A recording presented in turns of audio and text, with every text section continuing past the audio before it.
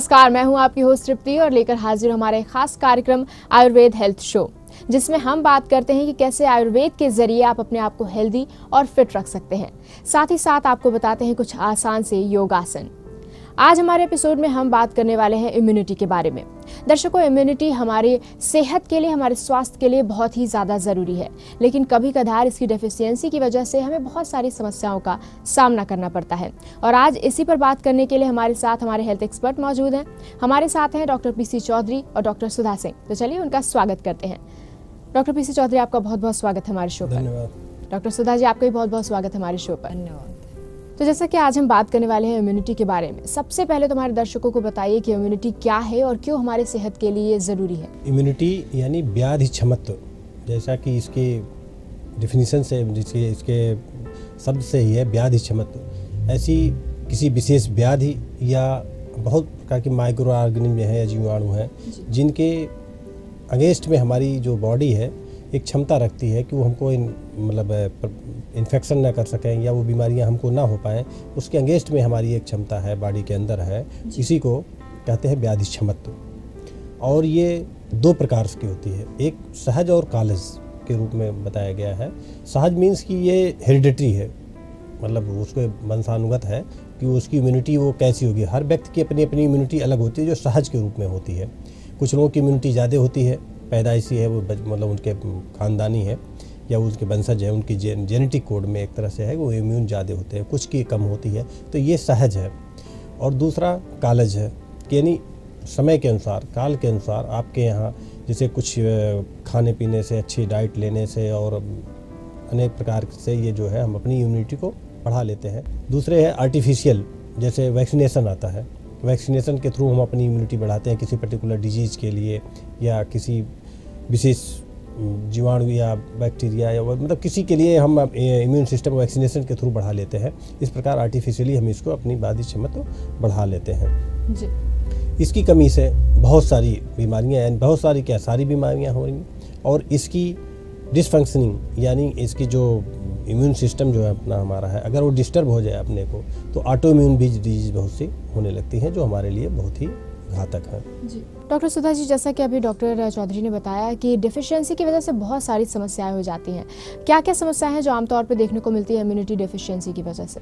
आज के तारीख में हमारे बॉडी के जो भी सिस्टम है, चाहे वो आपका गैस्ट्रोइंटेस्टाइनल ट्रैक्ट है, जीआईटी जिसे कहते हैं, चाहे रेस्पिरेटरी सिस्टम ले लें हम अपने बॉडी का, या इवन कार्डियोवैस्कुलर सिस्टम है, या कोई ऐसा सिस्टम नहीं है जो कि इससे जुड़ा ना हो। अगर आप देखें तो ढेर सारी ऐसी डिजीज़ हैं जो कि डायरेक्टली इम्यूनिटी पेशेंट की अच्छी है, और इन द सेंस कि ऑटोइम्यून, जैसा डॉक्टर साहब ने बताया कि वो अंडर परफॉर्म कर रहा है कि ओवर परफॉर्म कर रहा है, ये दोनों तरह की समस्या आती है इसमें। अगर वो इसकी डिफिशियंसी से भी डिजीज़ होता है और इसकी ओवर एक्टिविटी से भी डिजीज, इसकी ओवर एक्टिविटी से ऑटो इम्यून डिसऑर्डर होते हैं, और इसकी जैसे आप एड्स के नाम अक्सर सुनते हो, दैट इज आल्सो, वो भी क्या है, एक्वायर्ड इम्यूनोडेफिशिएंसी सिंड्रोम है। तो आपकी बॉडी का रिस्पॉन्स ना कर पाना, डिफरेंट टाइप के जो इन्फेक्शंस हैं आपको, इवन चाहे वो ट्यूबरकुलोसिस हो, इवन ब्रोंकियल एज्मा हो, ब्रोंकाइटिस हो, इन सारे में ही हमारे इम्यून सिस्टम का रोल है। कुछ आपका ब्रोंकियल एज्मा है तो इसमें वो हाइपर एक्टिव है, ट्यूबरकुलोसिस है तो उसमें वो डिप्रेस्ड है सिस्टम, हमारा इम्यून सिस्टम जो है। तो इस पे डिपेंड करता है कि आपकी जो जितने बॉडी के मेन हमारा ऑर्गन्स हैं, उन सारे का रिश्ता है इम्यूनिटी के साथ। अगर हमारी बॉडी के प्रॉपर इम्यूनिटी मेंटेन हम नहीं रखते हैं, और इसका पता कैसे चलता है, तो इसका पता चलता है कि अगर जिसका जो भी आदमी हो, चाहे वो दुबला है कि थोड़ा मोटा, हमारे लिए ये मायने नहीं रखता। अगर उसकी शारीरिक क्षमता और मानसिक क्षमता हमें जैसा मान के चल रहे हैं कि इस एज में इतनी होनी चाहिए, अगर वो दे रहा है, कर रहा है, तो मतलब उसकी इम्यूनिटी अच्छी है। अगर वो अंडर परफॉर्म कर रहा है तो कहीं प्रॉब्लम है उसके इम्यून सिस्टम में। जो बाहर जैसा अभी डॉक्टर ने बताया कि एटमॉस्फेयर जो है आज की डेट में bacteria, virus, different type of micro organisms जो हैं उससे ओवरलोडेड है, तो उसमें चलते सारे लोग हैं। कुछ लोगों को वही प्रॉब्लम हो जाती है, दूसरे को नहीं होती है जी। तो जो लोग उससे सफ़र कर रहे हैं, इन सारे का कहीं ना कहीं इम्यूनिटी सिस्टम जो है वो सप्रेस हो रहा है। इवन स्ट्रेस जो है, अगर आप बहुत ज़्यादा स्ट्रेस लेते हैं तो अगेन आपके इम्यून सिस्टम को कमज़ोर कर रहा होता है। तो ये हमने जाना कि डेफिशिएंसी से क्या क्या समस्याएं होती हैं। अगर हम बात करें क्या वजह है, क्या कारण है डेफिशिएंसी की, इम्यूनिटी जो डेफिशिएट कर जाती है, क्या वजह उसकी आप देखते हैं? देखिए, डेफिशिएंसी कम होना या इसको इम्प्रूव करना, ये आपके आहार विहार, दो चीज़ें हमारे यहाँ आयुर्वेद में विशेष रूप से कहा जाता है, आहार विहार ठीक रखिए। तो आहार में आपकी मेडिसिन और प्लस आपकी डाइट दोनों आ जाएंगी। तो आहार में जैसे आप न्यूट्रिशियस डाइट लेते हो, हरी सब्जियाँ, ये सब प्रॉपर वे में खाते हैं, तो आपको ये, और आपकी जो डाइजेस्टिव सिस्टम है वो प्रॉपर वे में काम कर रही हो, यानी भूख लग रहा हो और कॉन्स्टिपेशन ना हो, तो मतलब जो कुछ खाएं वो अच्छी तरह से पच जाए। तो ये आहार, और जो सूट करता हो आपको खाने में वो चीज़ें आप लें। तो ये आप अच्छे आहार, न्यूट्रिशियस डाइट लें, फल हैं, सब्जियां हैं और हरी सब्जियां विशेष रूप से इनको लेते रहें। तो इस तरह से आहार आपका ठीक रहे तो इम्यून सिस्टम अच्छा रहेगा। दूसरे जो है बिहार मतलब आपकी जो हैबिट्स है, यानी आप क्या करते हैं, दिनचर्या आपका, रातचर्या कैसे आप दिन में कितने बजे जगते हैं। अगर प्रॉपर वे में आप निद्रा ले लेते हैं, यानी प्रॉपर जितनी आपकी 6 से 7 घंटे जो आपकी निद्रा पूरी हो जाती है, और सुबह आप टहल लेते हैं, कुछ योग कर लेते हैं, प्राणायाम वगैरह ये कर लेते हैं, तो इस तरह से आपकी ये अगर पूरी चलती है तो आपको ये से इम्यून सिस्टम आपके बढ़ेंगे। चिंता करेंगे तो इम्यून सिस्टम आपका डाउन होगा। और अगर प्रॉपर वे, और ये भी बहुत ज़रूरी है, वैक्सीनेशन शेड्यूल जो है प्रेगनेंसी से लेकर के डिलीवरी और फिर उसके बाद बच्चे के जितने भी इम्यूनाइजेशन के प्रोग्राम है सबको प्रॉपर वे में करना चाहिए, जिससे एक तरह से इम्यून सिस्टम को ये भी अच्छी तरह से पालन करता है। तो ये इस तरह से हम अपनी इम्यूनिटी को बढ़ा लेते हैं, और अगर उसको पालन नहीं करेंगे, आहार विहार ठीक से, तो हमारी इम्यून सिस्टम कमज़ोर हो जाता है और हम व्याधियों से ग्रसित हो जाते हैं। जी डॉक्टर, कुछ घरेलू नुस्खे जो आप सजेस्ट करना चाहेंगी कि डेफिशिएंसी ना हो, या अगर डेफिशिएंसी हो गई है इम्यूनिटी तो क्या कुछ उससे बचा जा सकता है? अगर हमें घर में वो ऐसा लगता है कि उसको जीआईटी से रिलेटेड प्रॉब्लम आ रही है, तो हम उसे बोलते हैं कि आप आंवला का हुआ, एलोवेरा के, आजकल गमलों में एलोवेरा लोग लगा लेते हैं, तो इसको अगर वो रेगुलर यूज़ करें, शतावरी का यूज़ करें, तो उनकी प्रॉब्लम कम हो सकती है। अगर उनको रिस्पिरेटरी ट्रैक्ट से रिलेटेड प्रॉब्लम बार बार आ रही है तो अच्छा कृष्णा तुलसी जो कहते हैं, हम श्यामा तुलसी कहते हैं, इसके स्वरस को निकाल के इवन इसकी पत्तियों का इस्तेमाल करें हो तो ज़्यादा अच्छा होगा। वो शहद के साथ शुंठी, मरीच, पिपली आजकल हर घरों में होती है। अगर वो इन तीनों को बराबर मात्रा में मिला के सुबह जो है आधे चम्मच की मात्रा में शहद के साथ इसको लें तो अच्छा है। रिस्पिरेटरी ट्रैक्ट की डिजीज जितनी है उसमें अच्छा रिस्पॉन्स करता है। और इसी तरह हम अगर नरवाइन टॉनिक की बात करते हैं तो हमारा शंख पुष्प ही है, अश्वगंधा है। अश्वगंधा को आज की डेट में लोगों को उसकी ढेर सारे प्रिपरेशन ऐसे हैं जो स्ट्रेस बस्टर के रूप में मार्केट में लॉन्च है, वो काफ़ी पॉपुलर भी है। तो हम प्रेफर ये करते हैं लोगों से कि वो रॉ चीज़ें लें तो ज़्यादा अच्छा होगा। जी, तो इम्यूनिटी हमारे लिए बहुत ज़्यादा ज़रूरी हो जाती है, जैसा कि आपकी बातों से लगा, और इतनी महत्वपूर्ण जानकारी आपने दी। फिलहाल यहाँ वक्त हो चला एक छोटे से ब्रेक का, लेकिन दर्शकों, ब्रेक पर जाने से पहले आपको बता दें कि अगर आपकी भी हेल्थ से जुड़ी कुछ समस्याएं हैं जो आप हम तक पहुँचाना चाहते हैं, और उन समस्याओं का समाधान आप हमारे हेल्थ एक्सपर्ट से जानना चाहते हैं, या आप हम तक पहुँचाना चाहते हैं आपका फीडबैक या सजेशन, तो आप हमें मेल कर सकते हैं। मेल करने के लिए आपको करना है बस इतना, आप हमें ईमेल कर सकते हैं ayurvedahealth@etv.co.in। आप हमें कॉल या SMS भी कर सकते हैं। हमारा नंबर है 7376288271। या फिर आप हमसे जुड़ सकते हैं हमारे फेसबुक पेज के जरिए। यहाँ पर वक्त हो चला एक छोटे से ब्रेक का। ब्रेक के बाद जल्द होते हैं हाजिर। आप देखते रहिए आयुर्वेद हेल्थ शो।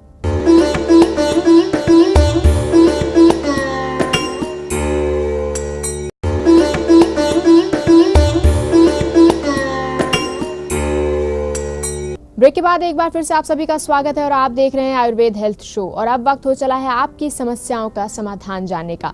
तो चलिए सबसे पहले लेते हैं हमारे पहले दर्शक की समस्या और जानते हैं क्या है उनकी समस्याओं का समाधान हमारे हेल्थ एक्सपर्ट से। हमारी पहली जो समस्या भेजी है हमारे दर्शक ने, उनका कहना है कि उनको हेयर फॉल की प्रॉब्लम है डॉक्टर, तो क्या आप उपाय बताएंगे उसके लिए? हेयर फॉल अगर बहुत ज़्यादा हो रहा तब तो उनको सोचने का है। वैसे कुछ हेयर फॉल होते भी रहते हैं और उसके बाद में वो अपने आप फिर निकलते भी रहते हैं, उसके लिए बहुत ज़्यादा चिंता ना करें। प्रॉपर वे में न्यूट्रिशियस डाइट लें, यानी फल, हरी सब्जियां, इन सब का प्रयोग रेगुलर करते रहें। और अगर कॉन्स्टिपेशन है तो त्रिफला का रेगुलर सेवन करें, त्रिफला शाम को सोते समय 2 चम्मच गुनगुने पानी से लें, इससे उनको लाभ मिलेगा। और अगर ये भी देख लेंगे अगर कहीं ऐसा तो नहीं डैंड्रफ उनके बालों में है, अगर डैंड्रफ है तो उसका अलग से एंटी डैंड्रफ शैम्पू भी लगा सकते हैं, नहीं तो ये आपका आंवला और सिकाकाई के पानी को भिगो लें और उसको पानी से धुलें तो इनको अच्छा लाभ मिलेगा उस चीज़ से।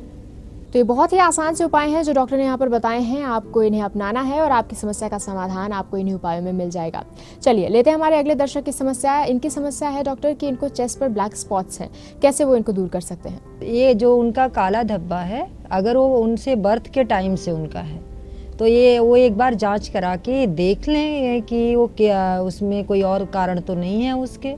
अगर कोई डॉक्टर एक्सपर्ट की ओपिनियन लेना ज़रूरी होता है, एक बार बायोप्सी लेके अगर कुछ ऐसा है तो उसे एक्सरसाइज करा के निकलवा दें। अगर नॉर्मल है वो बता देते हैं कि वो हार्मलेस है, बस कॉस्मेटिक पर्पज़ है उसका, तो कॉस्मेटिक पर्पज़ के लिए हम उन्हें यही कहेंगे कि उसके ऊपर वो घर की चीज़ें जैसे बेसन होता है, हल्दी में मलाई मिला के इसको नहाने से पहले उस एरिया में अप्लाई कर सकते हैं। अगर वो थोड़ा प्रोट्रूटेड है तो हमारे यहाँ एक स्नोई छीर आता है, अगर चाहें तो स्नोई छीर में हल्दी मिला के नहाने से पहले आसपास के एरिया में कोकोनट या तिल लगा के उसके ऊपर वो स्नोई छीर जो हल्दी मिक्स होता है उसको लगा सकते हैं वो, तो उसकी साइज़ भी रिड्यूस कर जाएगी, रफनेस भी कम हो जाएगी। जितनी भी सब्जियां होती जो मैंने पहले भी मतलब अक्सर ये बातों को कहते रहते हैं कि आपका आलू होता है, आलू अपने आप में ब्लैकनेस को हटाने का सबसे अच्छा तरीका होता है कि अगर इसकी स्लाइस को रब किया जाए तो वहाँ पे तो अच्छा रिस्पॉन्स देता है। तो चलिए एक बार पहले आप अपनी जांच करवा लीजिए, उसके बाद जो उपाय तमाम बताए यहाँ पर डॉक्टर ने उनको अपनाइए, आपको लाभ अवश्य मिलेगा। चलिए लेते हैं हमारी अगली समस्या। हमारे जो अगले दर्शक हैं उनका कहना है कि इनको बार बार सर्दी जुकाम होता रहता है, कैसे वो उससे बच सकते हैं? देखिए यदि बार बार जुकाम और सर्दी इनको हो रही है तो पहले तो ये देख लेंगे कॉन्स्टिपेशन तो नहीं, क्योंकि उससे भी कभी कभी एलर्जेंस बनते हैं, उस वजह से भी होता है। यदि यह है तो त्रिफला का रेगुलर सेवन करें, और नहीं है तो इम्यून सिस्टम बढ़ाने के लिए जो अभी हम लोग अभी डिस्कस किए हैं, इम्यूनिटी इनकी कुछ कम है, इम्यून सिस्टम को बढ़ाएं। इसके लिए ये है कि ये गुड़सी कैप्सूल के रूप में भी कुछ कंपनियां बना रही, नहीं तो गुड़सी चूर्ण आता है, इसको निश्चित रूप से लें, और सतावरी और सगंधा और सीतोपलादी इन सबको मिक्स करके ये रेगुलर सेवन करें तो इनको अच्छा लाभ मिलेगा। तो चलिए बहुत ही आसान से उपाय हैं जो आपको करने हैं और आप अपनी इस समस्या से निजात पा सकते हैं। आगे बढ़ते हैं, लेते हैं हमारे अगले दर्शक की समस्या। जो उनका कहना है कि ये बहुत मोटी हैं, ये पतली होना चाहती हैं, इसके लिए आपसे कोई उपाय जानना चाहती हैं। मोटापा आज की डेट में एक बहुत ही कॉमन प्रॉब्लम हो चुका है। ओबेसिटी जो है, मोटापा या तो किसी डिजीज़ का सिम्टम भी हो सकता है और ये अपने आप में भी एक समस्या हो सकती है। तो एक तो उनकी एज क्या है ये देखना पड़ेगा। बच्चों में जो है आजकल जो मोटापा है वो फास्ट फूड, जंक फूड के इस्तेमाल से ज़्यादा देखने को आ रहा है, और वो बाहर जो फील्ड में जाके खेलने के बजाय घर में बैठ के टीवी पे गेम्स खेलते हैं या टीवी प्रोग्राम्स देखते हैं। तो हमें सबसे पहले तो उनके डाइट से फास्ट और जंक फूड को एलिमिनेट करना पड़ेगा। उनको घर से बाहर फील्ड पे ले जाना पड़ेगा, आउटडोर गेम्स के लिए उनको प्रमोट करना पड़ेगा कि वो अपनी लाइफस्टाइल को बदलें। टाइम से लेट नाइट तक जगना अपने आप में भी ओबेसिटी की तरफ बढ़ावा देता है, इसलिए टाइमली वो सोएं, अच्छी स्लीप लें, किसी तरह की स्ट्रेस से बचें, क्योंकि गर्ल्स अगर ओबेस हैं तो इसमें हार्मोनल इन्वॉल्वमेंट भी आता है। कई बार ऐसा होता है कि थायराइड होता है किसी को, या इवन वो कुछ दिनों से वो hormonal due to menstrual disturbance वो हार्मोनल ट्रीटमेंट ले रहे होते हैं, उसके साइड इफ़ेक्ट में अगर ओबेसिटी है। इसीलिए हमें इसे पहले एनालाइज करना पड़ेगा कि वो किस वजह से है। तो इससे अच्छा होता है कि अगर वो एक बार एक्सपर्ट ओपिनियन ले लें। अगर कोई उसका ऑर्गेनिक काज नहीं मिलता है तब उन्हें एक अच्छी ऐसी अपनी लाइफस्टाइल प्लान करनी पड़ेगी, जिसमें उनको योगासन हुआ, एक्सरसाइज हुआ, और एक कुछ ना कर पाएँ तो एटलीस्ट वो फास्ट वॉक जरूर 2 किलोमीटर करें रेगुलर, और वो फास्ट होना चाहिए। चलना बस इम्पॉर्टेंट नहीं है, बल्कि फास्ट वॉक करेंगे वो तभी कैलोरी बर्न कर पाएंगे अपना वो। और अपनी डाइट को थोड़ा उससे फैट को एलिमिनेट करें, कोशिश ये करने कि फ्रूट्स को, विटामिन्स और मिनरल्स को बढ़ाएं। उसके लिए सबसे अच्छा होता है कि आप हरी साग सब्जी को ज़्यादा इस्तेमाल करें, या उससे आपका जो होता है हाइड्रेशन भी मेंटेन रहेगा बॉडी का, और आप धीरे धीरे ग्रेजुअली वेट लॉस करना चाहिए। आप अगर all of sudden weight loss करते हैं तो ये आपके टोटल हेल्थ के लिए अच्छा नहीं होता है। तो आप जिस भी सिस्टम में एक बार चले गए हैं उससे धीरे धीरे वापसी करिए। जो आप रोटी खाते हैं उसे मिक्स्ड आटे की खाएं तो ज़्यादा अच्छा है। बैलेंस्ड खाने को खाएं। हमारे आयुर्वेद में 6 तरह के रसों को बताया गया है, तो हमेशा ये कहा जाता है कि आप हर तरह का, वहाँ एक तरफ हमें मधुर दिया जाता है तो दूसरी तरफ तिक्त दिया जाता है कि अगर कोई कमज़ोर जाते हैं तो हम उसमें मधुर रस की मात्रा को बढ़ा देते हैं, अगर कोई मोटा ज़्यादा है तो हम उसमें तिक्त को बढ़ा देते हैं। तो आपको ये बैलेंस स्ट्राइक करना पड़ेगा अपनी डाइट जो एक है, और वो आप अपने घर पे बैठ के बना सकते हैं। सत्तू हमारे यहाँ बहुत पहले इस्तेमाल किया जाता था, गांव में भी इस्तेमाल किया जाता था, उसका आज भी बहुत अच्छा रोल है इसके मोटापे को कम करने के लिए। तो इस कारणों को पहले सही से बैठ के किसी के साथ आप एनालाइज करें, उसके बाद आप उससे रिलेटेड जो है समाधान उसे ढूंढ लें। चलिए, बहुत ही आसान से उपाय हैं जो आपको करने हैं और आप अपनी इस समस्या से निजात पा सकते हैं, आप अपनी इस समस्या को दूर कर सकते हैं। डॉक्टर, आप लोग यहाँ पर आए और आपने इम्यूनिटी को कैसे बरकरार रखना है, कैसे हमें हेल्दी रहना है और कैसे उसकी डिफिशियंसी को हम दूर कर सकते हैं, इससे जुड़ी इतनी महत्वपूर्ण जानकारियाँ दी। साथ ही साथ हमारे दर्शकों की जो समस्याएं हैं उनको भी आपने समाधान दिया। उनके लिए डॉक्टर पीसी चौधरी आपका बहुत बहुत शुक्रिया। डॉक्टर सुधा जी, आपका भी बहुत बहुत शुक्रिया हमारे शो पर आने के लिए। धन्यवाद। यहाँ वक्त हो चला एक छोटे से ब्रेक का। ब्रेक के बाद जल्द होते हैं हाजिर। आप देखते रहिए आयुर्वेद हेल्थ शो।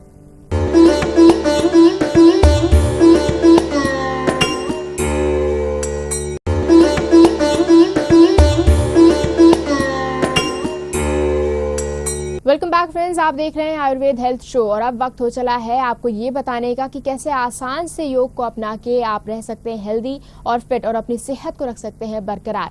और ये जानने के लिए सीधे आपको लिए चलते हैं आचार्य प्रतिष्ठा जी के पास और जानते हैं आज वो कौन से योगासन आपको बताने वाली हैं।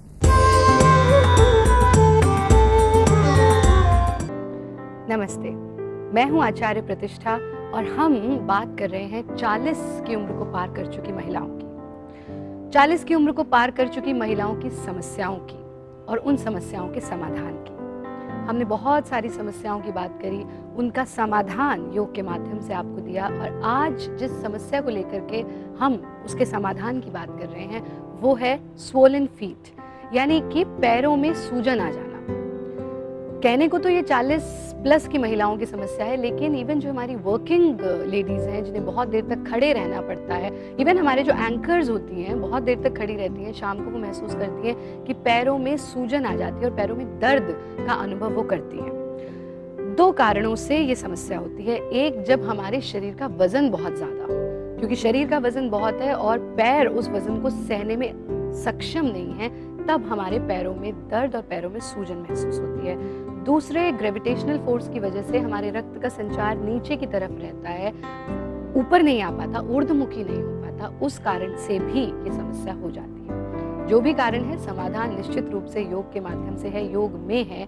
सिर्फ 2 क्रियाएं आपको आज के इस एपिसोड में मैं बताऊंगी जिनका आपको निरंतर अभ्यास करना है और उनके निरंतर अभ्यास से आप निश्चित रूप से इस समस्या से निवृत्ति पा सकते हैं, अपने पैरों को स्वस्थ कर सकते हैं, अपने जीवन को स्वस्थ कर सकते हैं। सबसे पहले आप लेंगे पैरों के लिए पवन मुक्त क्रियाएं। देखिए, पवन मुक्त का अर्थ ही है पवन की मुक्ति, यानी जो हमारे टॉक्सिन्स हमारे जॉइंट्स में डिपॉजिट हो जाते हैं उनको जब हम रिमूव कर देते हैं तो फ्री फ्लो ऑफ ऑक्सीजन होता है, फ्री फ्लो ऑफ ब्लड होता है, जिसके कारण से हमारा जो भी वो जॉइंट है वो हेल्दी रहता है। तो आप पवन मुक्त क्रियाएं करने के लिए अपने आसन में बैठ करके इसको कर सकते हैं। पैरों को आगे फैला दें, जिनको कमर में दर्द की समस्या है वो पीछे टेक लगा करके भी इसका अभ्यास कर सकते हैं, या जो लोग जमीन पे नहीं बैठ सकते वो कुर्सी पे बैठ करके भी इसका अभ्यास कर सकते हैं, पर कोशिश करें कि आप जमीन पे बैठ करके ही इसका अभ्यास करें। पैरों को इस प्रकार से सामने की ओर खोल देंगे और हथेलियों को अपने शरीर के साइड्स में टिका देंगे। हथेलियों पर पूरा वजन आ जाएगा और पैरों को आपस में मिला करके नीचे की ओर स्ट्रेच करना, सांस भरते हुए, सांस छोड़ते हुए पैरों को अपनी ओर स्ट्रेच करना। और जैसे ही आप पैरों को अपनी ओर स्ट्रेच करेंगे आप महसूस करेंगे कि आपकी पिंडलियों पर एक खिंचाव हो रहा है, आपके हैमस्ट्रिंग मसल्स यानी थाइज के पीछे जो मसल्स हैं उन पर एक खिंचाव हो रहा है। उस खिंचाव पर पूरा ध्यान टिकाना है, उसे अनुभव करना है। फिर से सांस भरते हुए पैरों को नीचे की ओर खींचना और नीचे की ओर खींचते हुए थाइस से लेकर के टिप ऑफ द टो तक इस खिंचाव को अनुभव करें। सांस छोड़ते हुए अपने शरीर की ओर अपने पंजों को खींचना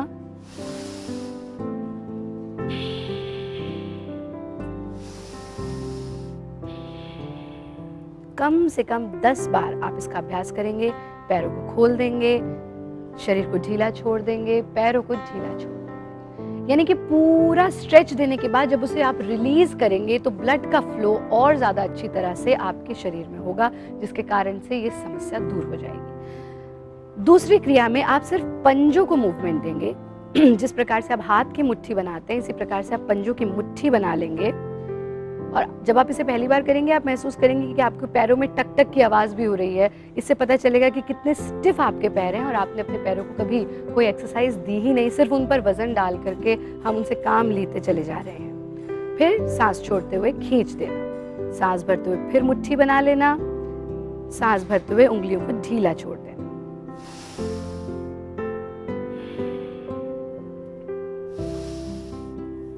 इस क्रिया को करते समय आप ऑब्जर्व करें कि आपके पैरों की एक एक नस क्लियरली विजिबल हो। यदि वो क्लियरली विजिबल है, यानी कि आप इसे सही रूप से कर रहे हैं। पूरा खिंचाव आ रहा है, पूरा कॉन्ट्रैक्शन, पूरी स्ट्रेचिंग आ रही है। फिर से पैरों को खोल करके ढीला छोड़ देंगे और यहाँ से तीसरी क्रिया के लिए पैरों में, दोनों पैरों के बीच थोड़ा सा गैप रखेंगे और चक्राकार मूवमेंट आप पैरों को देंगे। इस क्रिया को करते समय ये ध्यान रखें कि आपके घुटने मुड़े नहीं, घुटने बिल्कुल सीधे रहें। पूरा बड़ा चक्र बनाना, यानी दोनों पैर भीतर की तरफ और फिर बाहर की तरफ। सर्कुलर मूवमेंट के बाद, क्लॉकवाइज मूवमेंट के बाद एंटी क्लॉकवाइज सर्कुलर मूवमेंट देंगे। फिर से पूरा बड़ा चक्र बनाना, पैरों को ढीला छोड़ देंगे, गर्दन को ढीला छोड़ देंगे। शिथिल आराम, और आराम का अर्थ ही है जहां आप राम को आने दें, यानी मैं ना रह जाऊं, मेरी ईगो ना रह जाए, सिर्फ राम रह जाए। आराम, ईश्वर प्रणिधान, leave everything to the will of God. जब ये भाव हमारे अंदर आ जाता है तो हम वैसे ही स्वस्थ हो जाते हैं। दूसरी क्रिया आप करेंगे पाद उत्थान आसन। पाद उत्थान आसन के लिए आप कमर के बल लेट जाएंगे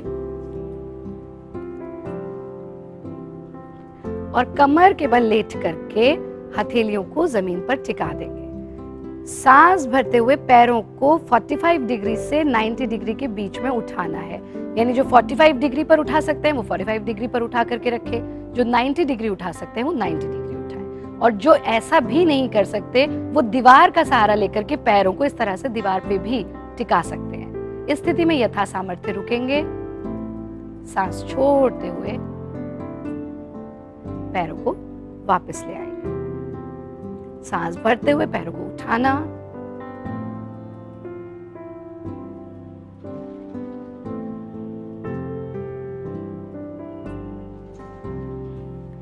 सांस छोड़ते हुए वापस ले आना। फिर बाईं ओर करवट लेकर के आप अपने आसन में बैठ जाएंगे। ये ध्यान रखें कि जो महिलाएं इसको बिना सहारे के नहीं कर सकती, वो सहारे के साथ भी कर सकती हैं, लेकिन आपका जो ब्लड का फ्लो है वो आपके पैरों से लेकर के ऊपर तक आना आवश्यक है। इसके अलावा आप तिल के तेल का प्रयोग करें, तिल के तेल से अपने पैरों पर मसाज करें। इन क्रियाओं का निरंतर अभ्यास करें, आप देखेंगे कि सोलन फीट की समस्या यूं ही चुटकी बजा करके दूर हो जाएगी। या फिर आप हमसे हमारे फेसबुक पेज के जरिए भी जुड़ सकते हैं। मुझे दीजिए इजाजत, अगले हफ्ते आपसे फिर होगी मुलाकात। तब तक के लिए टेक केयर, गुड बाय।